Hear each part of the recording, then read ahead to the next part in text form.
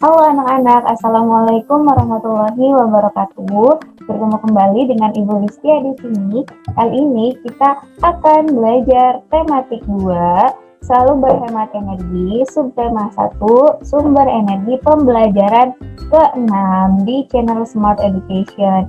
Nah, materi ini adalah materi terakhir di subtema ke-1. Setelah ini kita akan lanjut ke subtema ke-2. Baik anak-anak, kita lanjutkan saja yuk. Kita mulai belajar hari ini. Tahukah kamu dari mana sumber energi untuk kendaraan bermotor yang terdapat pada gambar berikut berasal? Itu ada mobil, ada motor. Nah, sumber energi apa anak-anak yang bisa membuat mobil dan motor bisa bergerak dan berjalan? Betul, jadi energi untuk mobil dan motor bisa bergerak adalah bensin. Nah, bensin itu merupakan salah satu contoh dari sumber energi yang tidak dapat diperbarui loh. Nah, jadi bensin adalah minyak bumi, salah satu produk dari minyak bumi. Nah, minyak bumi merupakan sumber energi yang memegang peranan penting dalam kehidupan sehari-hari. Manusia dapat melakukan berbagai aktivitas dan rutinitas karena dukungan dari minyak bumi.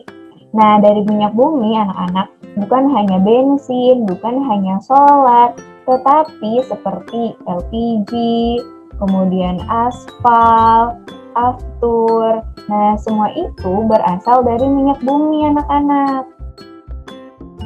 Tahukah kamu bahwa minyak bumi merupakan sumber energi yang tidak dapat diperbarui?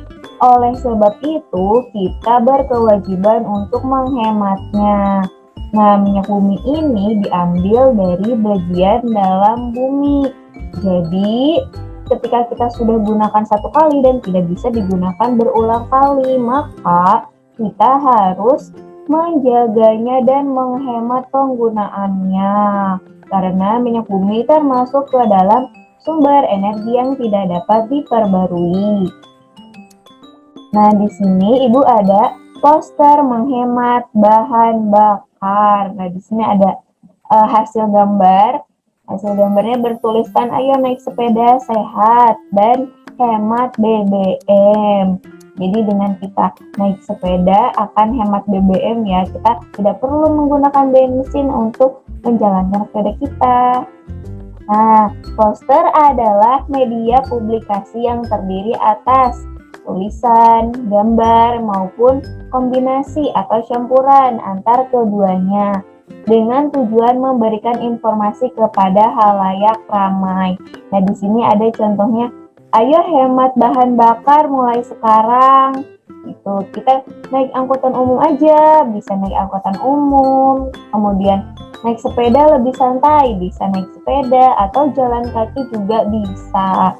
Jadi kita bisa menghemat bahan bakar dengan menggunakan naik angkutan umum gitu. Karena kalau misalnya kita harus naik masing-masing, setiap anak bersama orang tuanya naik motor, nah akan banyak polusi yang dihasilkan, bahan bakar yang lebih banyak digunakan, seperti itu. Nah, selanjutnya boleh juga menggunakan sepeda, atau apabila jaraknya dekat, jalan kaki aja. Nah, ini poster hasil Nawa Aufa. Minyak bumi merupakan salah satu sumber energi. Kita sebagai warga negara mempunyai hak untuk memanfaatkan minyak bumi dalam mendukung aktivitas sehari-hari. Namun di sisi lain, kita juga mempunyai kewajiban untuk menghemat penggunaan minyak bumi. Minyak bumi merupakan sumber energi yang tidak dapat diperbarui. Karena dalam proses pembentukan minyak bumi membutuhkan waktu yang lama, biasanya mencapai jutaan tahun. Nah, anak-anak, ini ada gambar kilang minyak yang terdapat di laut. Nah, kilang minyak ini banyak ditemukan di laut. Nah, dari hasil minyak bumi yang diambil dari kilang minyak ini nantinya akan diolah dan digunakan untuk pembuatan solar, minyak tanah, kemudian bensin, pertamax, pertalite gitu. Dan untuk proses mendapatkan minyak bumi tersebut, pembentukan minyak bumi tersebut membutuhkan waktu yang sangat lama, bahkan bisa sampai jutaan tahun. Nah, ini dia anak-anak. Kalau anak-anak lihat kan tadi dari atas kita lihatnya kilang minyak bumi yang di atas laut. Nah, ternyata apabila kita perhatikan di bagian tanahnya seperti ini, di bagian dasar lautnya. Permintaan untuk minyak bumi dari tahun ke tahun terus bertambah. Sebaliknya, ketersediaan minyak bumi dari tahun ke tahun terus mengalami penurunan. Dengan semakin langkanya persediaan minyak bumi, pemerintah menghimbau setiap warga negara untuk menggunakan minyak bumi secara bijak. Nah, anak-anak, tadi disebutkan bahwa pembentukan minyak bumi itu bisa sampai jutaan tahun.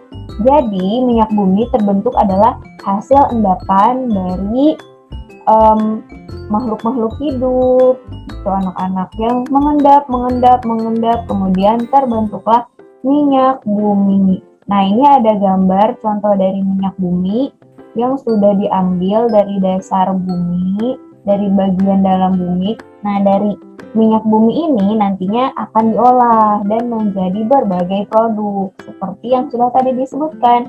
Ada LPG, bisa untuk aspal, bensin, solar, aftur, dan lain-lain. Kita sebagai warga negara mempunyai hak untuk memanfaatkan minyak bumi dalam mendukung kegiatan sehari-hari.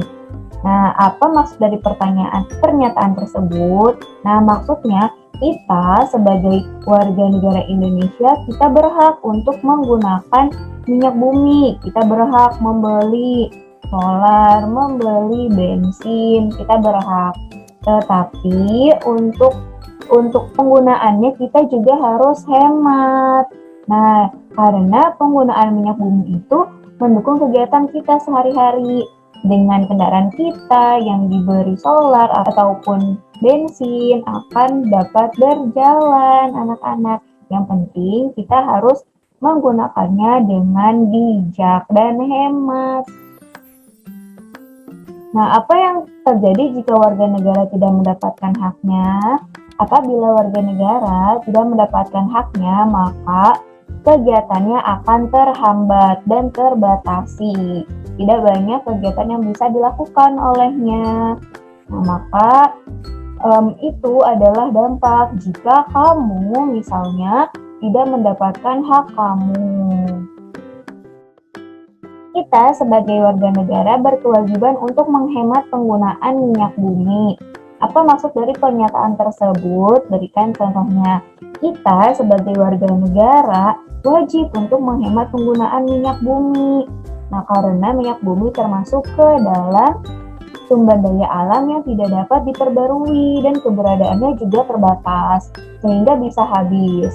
Nah, contohnya adalah contoh kita menghemat penggunaan minyak bumi adalah dengan menggunakan kendaraan umum atau bisa juga menggunakan sepeda ketika berpergian atau berjalan kaki apabila jaraknya dekat. Itu contoh dari menghemat penggunaan minyak bumi.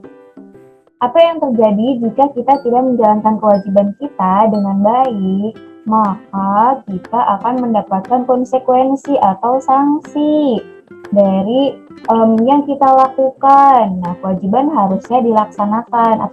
Apabila tidak dilaksanakan, maka kita akan mendapatkan konsekuensinya. Berikan saranmu untuk memanfaatkan minyak bumi secara bijak. Sarannya adalah tidak menggunakan alat kendaraan yang memakan banyak bahan bakar atau boros bahan bakar. Menggunakan kendaraan yang hemat bahan bakar atau pergi menaiki kendaraan umum, kemudian menggunakan sepeda, berjalan kaki, gitu anak-anak. Kendaraan memerlukan energi agar dapat bergerak. Begitu pula dengan tubuh kita. Apakah kamu masih ingat sumber energi yang kita perlukan agar tubuh bisa bergerak? Ada yang tahu anak-anak bagaimana sumber energi yang kita perlukan agar kita bisa bergerak? Nah, ini adalah contoh sumber energi bagi tubuh kita agar kita bisa bergerak. Ada asupan karbohidrat, protein, lemak, vitamin. Nah, dengan adanya karbohidrat, kita memiliki energi. Dengan adanya protein yang kita konsumsi, kita bisa memperbaiki kerusakan pada tubuh kita. Gitu anak-anak. Dan vitamin, lemak, semuanya berguna bagi tubuh kita. Contoh dari karbohidrat ada nasi, ada singkong, ada ubi, ada kentang, ada roti, itu karbohidrat. Contoh dari protein ada daging, telur, kemudian susu, ikan. Tuh. Ada juga contoh dari lemak. Lemak bisa kita dapatkan dari daging, susu juga bisa, keju juga bisa. Dan vitamin serta serat. Vitamin dan serat bisa kita dapatkan dari mengkonsumsi sayur, buah-buahan secara teratur. Dengan begitu, kita bisa menjaga tubuh kita dan tubuh kita juga punya energi untuk bergerak. Baik anak-anak, itu dia pembelajaran tematik 2, subtema 1, pembelajaran ke-6 kali ini. Terima kasih sudah belajar hari ini. Jangan lupa untuk like video ini, komen di bawah, dan share ke setiap medsos kamu. Dan jangan lupa untuk subscribe channel ini agar kita bisa belajar di kemudian hari bersama-sama. Baik anak-anak, sampai bertemu lagi di video selanjutnya. Assalamualaikum warahmatullahi wabarakatuh.